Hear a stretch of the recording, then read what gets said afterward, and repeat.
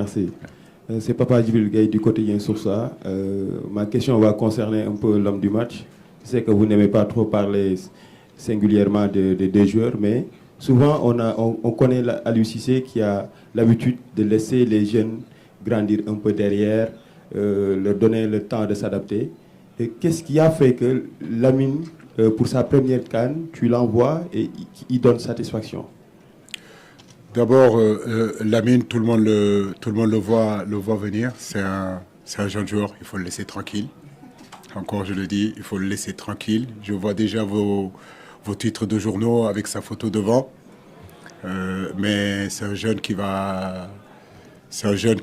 est amené à progresser. Effectivement, il y a des situations comme ça où aujourd'hui un garçon comme Nampalys Mendy qui est blessé, un garçon comme Gana Gueye qui n'est pas là, qui est absent, Pape Matar Sarr qui s'est blessé. Du coup, son heure est arrivée, tout simplement. Nous savons qu'avec toutes ces absences qu'on avait, il pouvait jouer. Et il a été là, le féliciter parce qu'il marque 2 buts. Mais au-delà du but, je crois que c'est surtout le contenu de son match, au niveau de l'agressivité, au niveau des courses, au niveau de son volume de jeu. On a l'impression déjà qu'il est aguerri. Maintenant, comme je le dis, c'est un match. Voilà, on a joué, Inch'Allah, c'est ce qu'on veut, jouer 7 matchs. Il a joué un match où effectivement il a montré toute sa classe. Il a montré vraiment que tous les espoirs qu'on portait sur lui, on pouvait vraiment en avoir. Mais je le dis et je le répète aussi, les jeunes joueurs, il faut les laisser venir. Il faut, sur le plan médiatique, ne pas trop les enflammer, mais justement, les encourager à rester quand même humbles parce qu'il a encore 20 ans devant lui de carrière. Ça ne suffit pas d'être bon sur un match, ça ne suffit pas d'être bon sur une compétition ou sur un championnat. Pour être un grand joueur, il faut être vraiment, comme on dit, régulier. C'est facile d'être en haut, le plus difficile c'est d'y être. Et je pense que le garçon, il a l'humilité qu'il faut pour ça.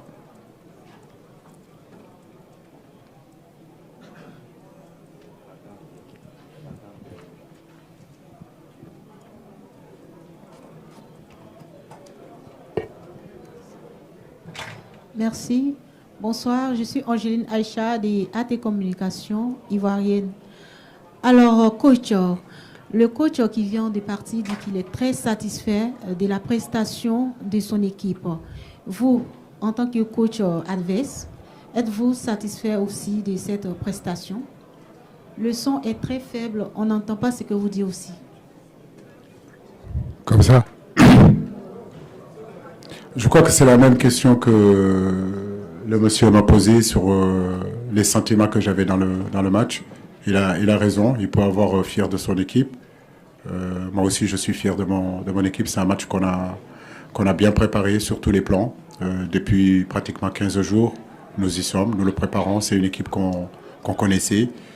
C'était un derby qui était important aujourd'hui de gagner. Et comme je dis, dans ce groupe-là, on en a pratiquement 3. Ma pensée va au peuple sénégalais, mais ma pensée va aussi au peuple sénégalais vivant en Gambie. J'ai envie de dire de Kër Aïb à Sénoba. Tous ces gens-là qui sont là aujourd'hui, ils devraient être fiers de leur équipe nationale. Mais dire aussi à notre peuple, parce que le peuple gambien, c'est notre peuple aussi, nous sommes dedans, que le championnat n'est pas encore fini. Effectivement, ils perdent aujourd'hui, mais je suis sûr et certain qu'ils ont des arguments pour continuer la compétition. Nous, lors de la dernière Coupe du Monde, on avait perdu notre premier match. Ça ne nous a pas empêché non plus de sortir de ce groupe-là. Comme je le disais à mes joueurs en conférence, en briefing, ce match-là, tout peut se passer. Mais ça ne peut pas aujourd'hui décliner la suite en réalité de la compétition. Dans ce match-là, on pouvait perdre, on pouvait gagner, on pouvait faire match nul. C'était un match important, mais il n'y avait rien de décisif. Donc je pense que pour eux aussi, c'est pareil.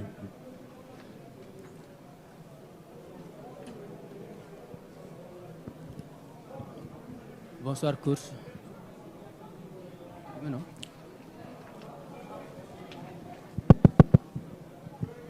Bonsoir, coach. Félicitations chez Cheikh Diop du groupe E-Média.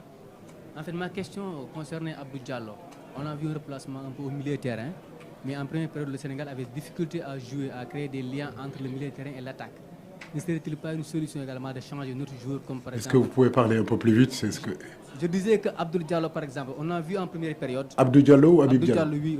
Abdou Diallo. Abdou, oui. Oui. Avec une défense à 3 ou des fois il est au milieu de terrain. on a vu que le Sénégal avait beaucoup de difficultés à trouver des liens entre le milieu et l'attaque. Ne serait-il pas... Qu'est-ce qui a motivé ce choix-là sur Abdou Diallo, par exemple? Mais vous parlez de liens défensifs ou offensifs? Offensif, par exemple, parce que le Gambie jouait en bloc bas. Donc, avec Abdou Diallo, on avait des soucis pour trouver un joueur capable d'amener le ballon vers l'avant.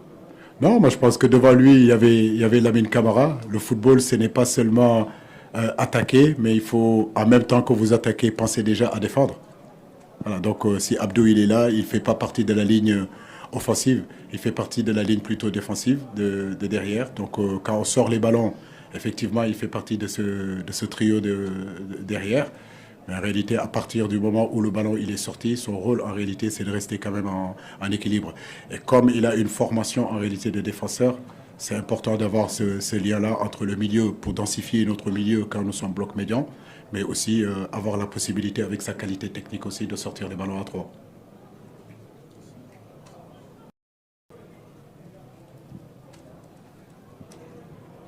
Bonsoir, coach.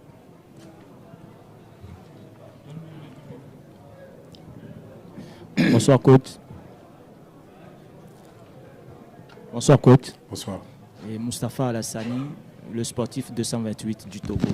Coach, en âme et conscience, est-ce que ce match vous a fait peur avant de l'entamer? Écoutez, nous, on est...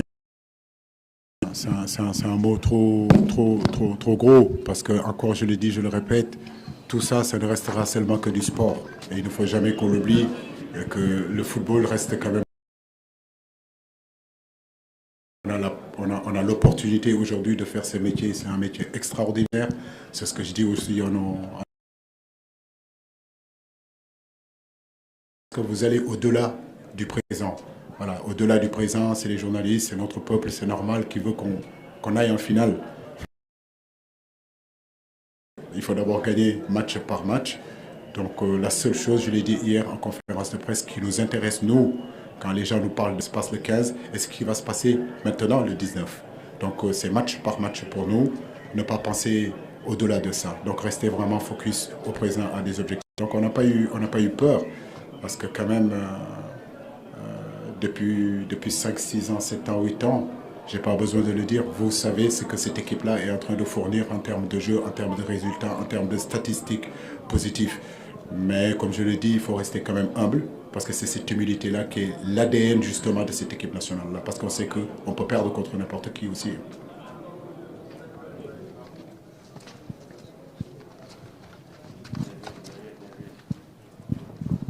Bonjour coach, je m'appelle Abdoulaye Cham, je suis journaliste sénégalais. Félicitations pour cette victoire. Vous relevez un aspect extrêmement important, c'est la santé des joueurs. Jouer à 14h, tout le monde a vu cette chaleur-là, ici à Yamoussoukro, même pas qu'ici, pratiquement à chaque fois qu'il y a la CAN, on se retrouve dans cette situation. Mais tout le monde sait aussi que les droits de télévision, c'est ce qui fait nourrir la CAN, la CAF, la FIFA et ailleurs. Qu'est-ce qu'il faut concrètement pour trouver un juste milieu? Merci.